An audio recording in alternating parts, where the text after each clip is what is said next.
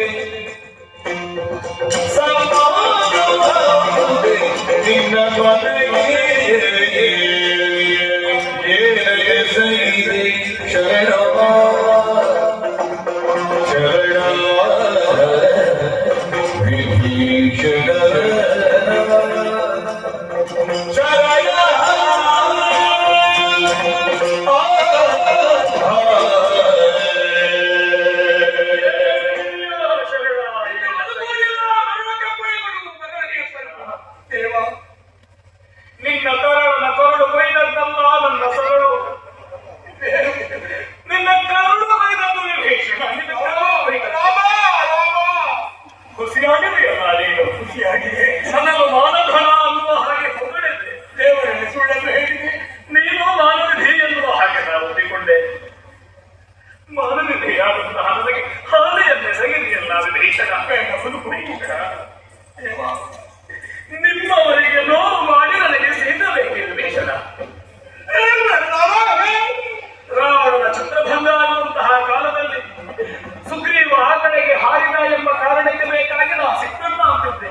ನಿಮ್ಮವರಿಗೆ ನೋವು ಮಾಡಿ ನನಗೆ ಸಿಗಬೇಕೆ? ಬೇಕೇ ವಿಭೀಷಣ?